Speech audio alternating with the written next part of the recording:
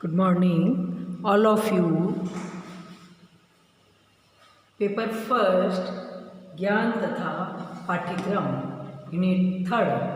आप उसमें शैक्षिक विचारक और बाल केंद्रित शिक्षा के बारे में अध्ययन कर चुके हैं। उसमें महात्मा गांधी, रविंद्रनाथ टैगोर, डीवी और प्लेटो के अनुसार शिक्षा में क्या योगदान रहा है, उन सब के बारे में आज पाउलो फ्रेरे के संदर्भ में शिक्षा किस तरीके से उनका योगदान रहा है उसके बारे में पढ़ेंगे। पाउलो फ्रेरे का जन्म ब्राज़ील के एक मध्यम वर्गीय परिवार के अंतर्गत सन 1921 में 19 सितंबर को हुआ था। इसका परिवार सन 1930 की मंदी के समय भूख एवं गरीबी के कारण परेशान था। सन 1935 में उसके पिता की मृत्यु हो गई। इसके बाद उसने अपने विद्यालय जीवन का प्रारंभ किया। उसका अधिकांश समय गरीब बच्चों के साथ फुटबॉल खेलते हुए व्यतीत हुआ। उसने गरीबी एवं भूख को बड़ी ही समीपता से देखा था।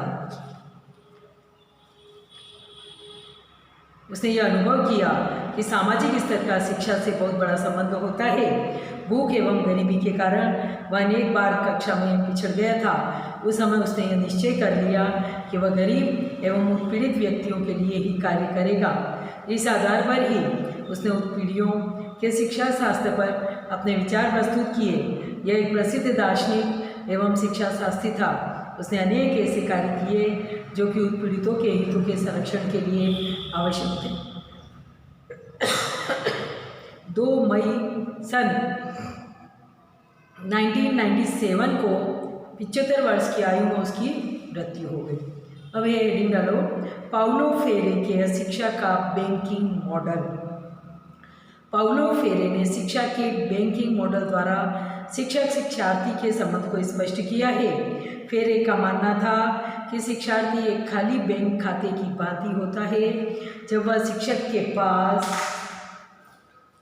पहुंचता है तो शिक्षक द्वारा उस छात्र को अपने विचारों एवं नवीन तथ्यों से भरा जाता है। दूसरे शब्दों में शिक्षक एक ऐसा बिंदु होता है जहाँ से ज्ञान की किरणें चलती है तथा छात्र उन किरणों को ग्रहण करने वाला होता है।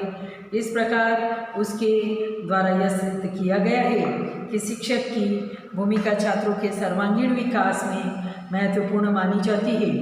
पाउलो फ्रेरे ने जॉन ड्यूवी की विचारधाराओं को आगे बढ़ाने का कार्य किया, जिससे शैक्षिक सिद्धांतों को आधुनिक बनाया गया। एक बैंक खाते की खाली बैंक है, उसको किस तरीके से भरना है छात्रों में, वो चीज़ उन्होंने उनके शिक्षा का बैंकिंग मॉडल ये था। नेक्स्ट है पाउलो फ्रेरे के प्रमुख महत्वपूर्ण शैक्षिक योगदान। पाउलो फ्रेरे का प्रमुख शैक्षिक योगदान शिक्षा शास्त्र आंदोलनों के रूप में जाना जाता है। उसने संपूर्ण विश्व को शिक्षा शास्त्र की अवधारणाओं से परिचित कराया तथा स्वयं उत्पीड़ितों के शिक्षा शास्त्र संबंधी विचारों को प्रस्तुत किया। पाउलो फ्रेरे ने सन 1991 में एक संस्था की स्थापना की।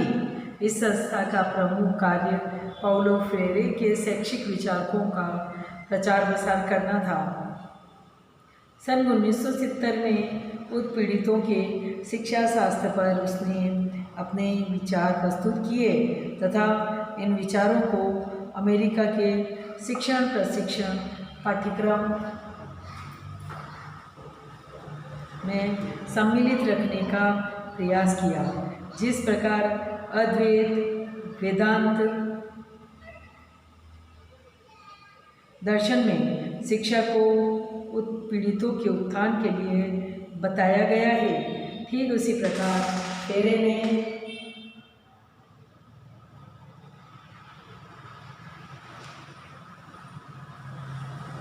भी शिक्षा को उत्पीड़ितों के लिए आवश्यक बताया है। सन 1999 में फ्रेरे के सम्मान में यूनाइटेड किंगडम में राष्ट्रीय प्रशिक्षण संगठन नामक संस्था की स्थापना की गई। उपरोक्त विवेचन से यह स्पष्ट हो जाता है कि फेरे ने समाज सेवा, शिक्षा एवं उत्पीड़ितों के उत्थान के लिए अनेक महत्वपूर्ण कार्य किए। फेरे के शिक्षा शास्त्र संबंधी आंदोलन का प्रभाव संपूर्ण विश्व में व्यापक रूप से देखा गया। फेरे के नाम पर तथा उसके सम्मान में विश्व में अनेक शैक्षिक संस्थाओं की स्थापना उसके शैक्षिक योगदान एवं उसके शिक्षा संबंधी दर्शन के प्रभाव को प्रदर्शित कर रही है। नेक्स्ट है पाउलो फ्रेरे का सामाजिक परिदृश्य। पाउलो फ्रेरे का मानना था कि सामाजिक व्यवस्था में विसंगतियाँ प्राचीन काल से वर्तमान समय तक देखी जाती है और समाज में उत्पीड़न की स्थिति आज भी देखी जाती है। समाज का स्वरूप एक आदर्श रूप में दृष्टिगोचर नहीं होता है। समाज का एक भाग सुखमय जीवन व्यतीत करता है क्योंकि उसका सभी साधनों पर अधिकार होता है। वहाँ समाज में दूसरे व्यक्तियों की अनिवार्य आवश्यकताएं भी पूर्ण नहीं हो पाती है। इस कार्य के लिए फ्रेरे दोनों ही पक्षों को उत्तरदायी मानता है। समाज का संपन्न पक्ष सर्वजन हिताय एवं सर्वजन सुखाय की भावना से कार्य करे तो वह प्रत्येक पीड़ित एवं दलित व्यक्ति की सहायता करने लगेगा। इससे समाज का आदर्श स्वरूप दृष्टिगोचर होगा तथा समाज में प्रजातांत्रिक व्यवस्था का विकास होगा। द्वितीय, जो व्यक्ति दलित एवं उत्पीड़ित है उनके द्वारा शिक्षा का उपयोग कर यह प्रयास किया जाए कि वह शक्ति एवं क्षमता में संपन्न लोगों के बराबर आ सके। इससे शक्ति संतुलन की स्थिति उत्पन्न होगी। इस प्रकार के समाज का स्वरूप भी आदर्श रूप में होगा। इस प्रकार के समाज में कोई भी व्यक्ति एक दूसरे का शोषण नहीं कर सकेगा। पाउलो फ्रेरे का मानना था कि सामाजिक व्यवस्था में संतुलन से असंतुलन तथा असंतुलन से संतुलन का क्रम चलता रहता है। सत्ता के केंद्रीकरण से विकेंद्रीकरण आदर्श समाज का प्रमुख लक्षण माना जाता है। पाउलो फ्रेरे का शैक्षिक दर्शन। पाउलो फ्रेरे के शैक्षिक दर्शन को शिक्षा जगत में महत्वपूर्ण माना जाता है क्योंकि पाउलो फ्रेरे ने अपने जीवन में अधिकतम सेवाएं शिक्षा के क्षेत्र में ही प्रदान की थी। अतः पाउलो फ्रेरे की शैक्षिक दर्शन संबंधी विशेषताओं को निम्न रूप में स्पष्ट किया जा सकता है। पाउलो फ्रेरे के अनुसार शिक्षा के द्वारा ही सामाजिक परिदृश्य को सुधारा जा सकता है क्योंकि शिक्षा के द्वारा ही जन जागृति उत्पन्न करके व्यक्तियों को अपने उनके हितों के लिए संगठित किया जा सकता है। संगठित व्यवस्था की यह इकाई ही उत्पीड़न को समाप्त करने में योगदान देगी। पाउलो फ्रेरे के शिक्षा दर्शन का आधार समानता है। उसका मानना है कि जब तक समाज में असमानता की स्थिति बनी रहेगी, समाज का स्वरूप विसंगतियों से भरा हुआ होगा तथा प्रत्येक व्यक्ति असंतुष्ट बना रहेगा। पाउलो फ्रेरे का शैक्षिक दर्शन स्वतंत्रता के आधार पर आधारित है। फ्रेरे के अनुसार प्रत्येक व्यक्ति को अपने विचार प्रकट करने का अधिकार होना चाहिए क्योंकि प्रत्येक व्यक्ति के विचार किसी न किसी रूप में उपयोगी सिद्ध होते हैं। पाउलो फ्रेरे का शैक्षिक चिंतन वर्ग रहित समाज की अवधारणा पर आधारित है। समाज में वर्ग भेद की भावना को समाप्त करने के लिए प्रत्येक व्यक्ति का जागरूक होना अनिवार्य है क्योंकि वर्ग भेद के द्वारा समाज एवं राष्ट्र की उन्नति नहीं हो सकती। पाउलो फ्रेरे का शैक्षिक दर्शन प्रजातांत्रिक मूल्यों पर आधारित था। उसका मानना था कि समाज के प्रत्येक व्यक्ति को अपने विकास के पूर्ण अवसर प्राप्त होने चाहिए तथा विद्यालयों में छात्रों में निहित प्रतिभाओं को विकसित करना चाहिए। पाउलो फ्रेरे का शैक्षिक दर्शन शिक्षा की सार्वभौमिकता पर आधारित है। उसका मानना था कि दलित वर्ग को शिक्षा दिए बिना उसका कल्याण संभव नहीं है, इसलिए वह शिक्षा की सार्वभौमिक व्यवस्था की बात करता था। फेरे के शिक्षा दर्शन में सर्वजन हिताय एवं सर्वजन सुखाय की भावना छिपी हुई है। उसका मानना था कि तब तक समाज में हम एक दूसरे के हित में कार्य नहीं करेंगे, तब तक हमारा विकास संभव नहीं होगा। अतः प्रत्येक नागरिक को एक दूसरे के हित में कार्य करना होगा। उपरोक्त विवेचन से यह स्पष्ट होता है कि पाउलो फ्रेरे का शैक्षिक दर्शन एक आदर्शवादी समाज की स्थापना पर बल देता है, जिसमें प्रत्येक व्यक्ति की सोच समग्र एवं व्यापक रूप में होगी तथा प्रत्येक व्यक्ति स्वहित के स्थान पर सार्वजनिक हित के बारे में विचार करेगा। पाउलो फ्रेरे के अनुसार शिक्षा के उद्देश्य। पाउलो फ्रेरे शिक्षा को मानव विकास के लिए अनिवार्य मानता था, इसलिए उसने अपने बाल्यकाल में ही यह निश्चय कर लिया था कि वह गरीब बालकों की शिक्षा के लिए कार्य करेगा। पाउलो फ्रेरे के अनुसार शिक्षा के निम्न उद्देश्य हैं। पाउलो फ्रेरे शिक्षा को जन जागृति का प्रमुख साधन मानता था। उसका मानना था कि शिक्षा के अभाव में कोई भी व्यक्ति अपने अधिकार एवं कर्तव्यों के प्रति जागरूक नहीं हो सकता है। अतः शिक्षा व्यवस्था का स्वरूप इस प्रकार होना चाहिए जो कि छात्रों में जागरूकता उत्पन्न कर सके। पाउलो फ्रेरे के अनुसार शिक्षा का प्रमुख उद्देश्य व्यापक दृष्टिकोण का विकास करना है, क्योंकि संकीर्णता की भावना से ही सामाजिक विसंगतियाँ जन्म लेती है, जिसके परिणाम स्वरूप समाज में उत्पीड़न की स्थिति एवं वर्ग संघर्ष की स्थिति उत्पन्न होती है। पाउलो फ्रेरे के अनुसार शिक्षा का प्रमुख उद्देश्य छात्रों में सार्वजनिक हित एवं सार्वजनिक सुख की भावना का विकास करना है, जिससे प्रत्येक छात्र अपने सुख एवं हित के स्थान पर दूसरों के हित एवं सुख के बारे में कार्य कर सके। शिक्षा का उद्देश्य छात्रों में नैतिकता का विकास करना है। जब छात्रों को प्राथमिक स्तर से ही नैतिकता एवं मानवता की शिक्षा दी जाएगी तो छात्रों द्वारा किसी प्रकार का कोई भी ऐसा कार्य नहीं किया जाएगा जो समाज विरोधी एवं अमर्यादित हो।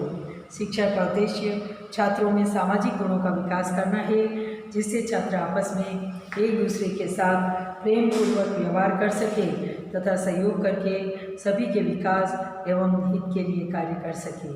फ्रेरे के अनुसार शिक्षा का प्रमुख उद्देश्य छात्रों में स्वतंत्रता की भावना का विकास करना है, जिससे छात्र अपने कर्तव्यों का पालन कर सके, अपने अधिकारों के लिए स्वतंत्र रूप से संघर्ष कर सके तथा अपने विचारों को स्वतंत्र रूप से प्रकट कर सके। फ्रेरे का मानना था कि शिक्षा का उद्देश्य छात्रों में समग्रता का दृष्टिकोण विकसित करना है, जिससे छात्र प्रत्येक क्षेत्र में अपनी योग्यता का प्रदर्शन करते हुए स्वहित के साथ साथ समाज एवं राष्ट्र के हित में विचार कर सके। शिक्षा का उद्देश्य छात्रों का सर्वांगीण विकास करना है। इस विकास प्रक्रिया में शिक्षक द्वारा यह प्रयास किया जाना चाहिए कि छात्र का सामाजिक, मानसिक, शारीरिक एवं शैक्षिक विकास अनिवार्य रूप से हो सके। अब नेक्स्ट है पाउलो फ्रेरे के अनुसार शिक्षण विधियाँ। पाउलो फ्रेरे के अनुसार छात्रों को शिक्षा प्रदान करने में शिक्षक की महत्वपूर्ण भूमिका होती है। शिक्षक को छात्रों की रुचि, योग्यता एवं क्षमता के अनुसार शिक्षण विधियों का प्रयोग करना चाहिए। प्राथमिक स्तर से ही फ्रेरे वैज्ञानिक शिक्षण विधियों को अधिक उपयोग में लाना चाहता है। वह छात्रों के शिक्षण में गतिविधि आधारित एवं खेल आधारित शिक्षण विधियों का उपयोग करने की सलाह देता है। क्रिएटिविटी होनी चाहिए मतलब उसमें, क्योंकि वह जानता है कि प्राथमिक स्तर पर छात्रों की रुचि खेल एवं कहानी आदि पर आधारित होती है, उससे छात्र जल्दी सीखते हैं। इसके साथ फ्रेरे मानता है कि शिक्षक को प्रदर्शन विधि का उपयोग व्यापक रूप से करना चाहिए। शिक्षक जिस प्रकार का कार्य व्यवहार छात्रों में विकसित करना चाहता है उसके अनुरूप ही उसे अपने व्यवहार का प्रदर्शन करना चाहिए। इस प्रकार फ्रेरे के अनुसार शिक्षण विधियों के रूप में प्रत्यक्ष एवं अप्रत्यक्ष रूप से प्रदर्शन विधि, व्याख्यान विधि, अनुकरण विधि, खेल विधि एवं गतिविधि आधारित विधियों को समर्थन दिया गया है तथा छात्र की शारीरिक एवं मानसिक क्रियाशीलता पर भी बल दिया है। इन सभी शिक्षण विधियों से छात्रों का अधिगम स्तर उच्च एवं स्थायी बनता है।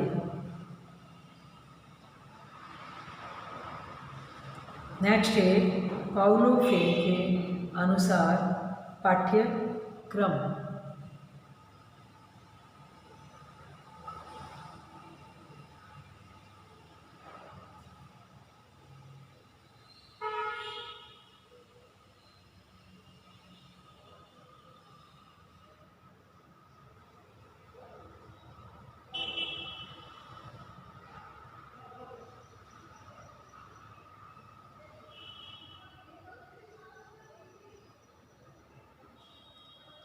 पाउलो फ्रेरे के अनुसार प्राथमिक स्तर पर छात्रों के लिए पाठ्यक्रम में उन मूल्यों की शिक्षा होनी चाहिए जो कि बालक का विकास समग्र रूप से कर सके।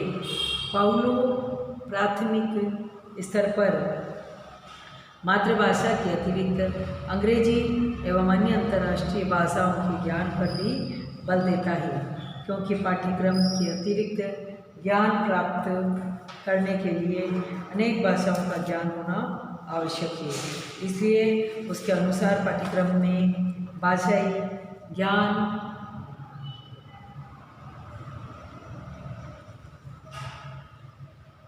विज्ञान, सामाजिक विषय एवं नैतिकता आधारित तथ्यों का समावेश होना चाहिए।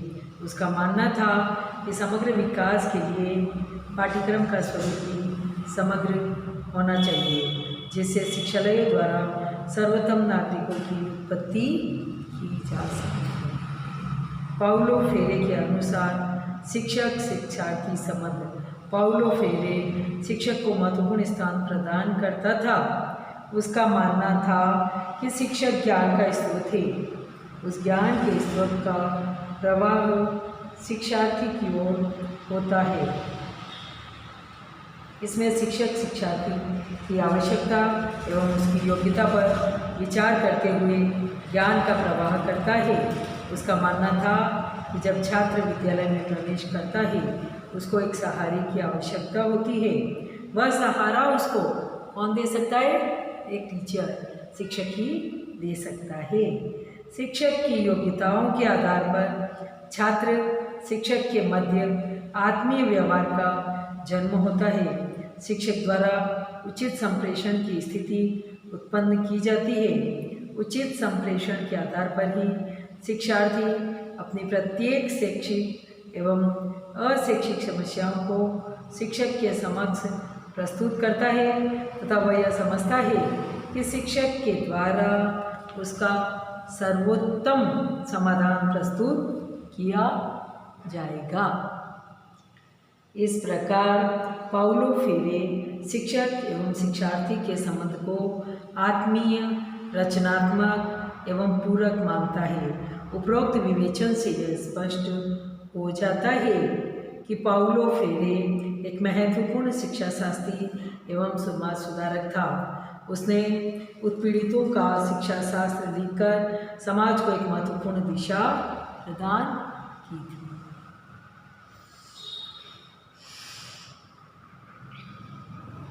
जो छात्र पाउलो फ्रेरे के इन विचारों का अध्ययन करेगा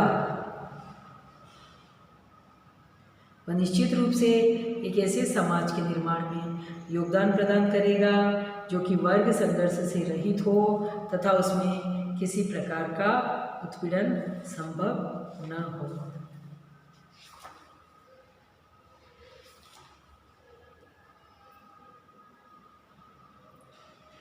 इन विभिन्न शैक्षिक विचारकों के सद्विचार तथा शिक्षा के उपदेशों ने संपूर्ण विश्व को अकल्पनीय, अपरिमित योगदान दिया तथा ऐसे विचारशील तथा गुणवान महापुरुषों ने संसार की दिशा को ही बदल दिया।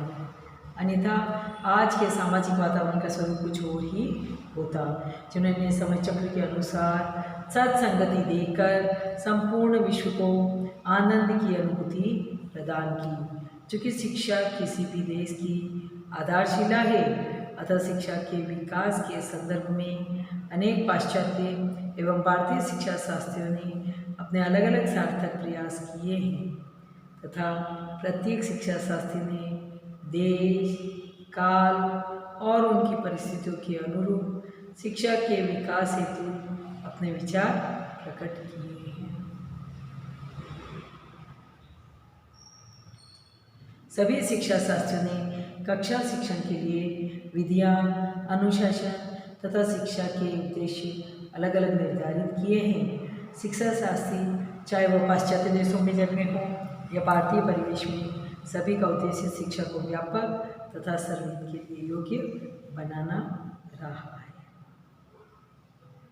तो बाल केंद्रित शिक्षा के प्रमुख उद्देश्य को एकता का मूल आधार कहा गया है। शिक्षण का कर्तव्य है कि वह बालकों को इस तथ्य को बोध कराए कि वे स्वयं परम शक्ति के अंश मात्र हैं। बाल केंद्रित शिक्षा में शिक्षक को स्वतंत्र रहते हुए यह निर्णय लेना चाहिए कि बालक को क्या सिखाना है। उसके अनुसार ही स्थानीय पर्यावरण का चयन, पाठ्यक्रम, शाला समय, शाला दैनिक कार्यक्रम आदि का निर्णय स्थानीय समाज की आवश्यकताओं को ध्यान में रखकर करना चाहिए। निष्कर्ष के रूप में कहा जा सकता है कि बाल केंद्रित शिक्षा में शिक्षक की मार्गदर्शक के रूप में महत्वपूर्ण भूमिका होती है। बिना शिक्षक के मार्गदर्शक के शिक्षक अपंग हो जाता है। अब है आपका इसमें जो असाइनमेंट दिए जाते हैं, लघुत्तरात्मक प्रश्न और निबंधात्मक प्रश्न। लघुत्तरात्मक प्रश्न में है पाउलो फ्रेरे के सामाजिक परिदृश्य और बैंकिंग मॉडल पर प्रकाश डालिए। आपको ये समझ में आ गया होगा कि बैंकिंग मॉडल, जैसे बैंक का अगर कोई खाता आप खुलवाते हैं तो क्या होता है, बैंक का खाता खुला ही उस समय जब खुलता है तब बिल्कुल खाली होता है। एक खाली बैंक खाते की भांति होता है। शिक्षार्थी जो सीखने वाला है, जो छात्र है, जब वह शिक्षक के पास पहुंचता है तो शिक्षक द्वारा उस छात्र को अपने विचारों एवं नवीन तथ्यों के द्वारा उसमें शिक्षा भर देता है। तो जिस तरह बैंक का खाता भर जाता है। दूसरे शब्दों में शिक्षक एक ऐसा बिंदु होता है जहाँ से ज्ञान की किरणें चलती है। छात्र उन किरणों को ग्रहण करने वाला होता है। इस प्रकार उसके द्वारा यह सिद्ध किया गया है कि शिक्षक की भूमिका छात्रों के सर्वांगीण विकास में महत्वपूर्ण मानी जाती है। पाउलो फ्रेरे ने जॉन ड्यूई की विचारधारा को आगे बढ़ाने का कार्य भी किया और जिससे शैक्षिक सिद्धांतों को आधुनिक बनाया गया है।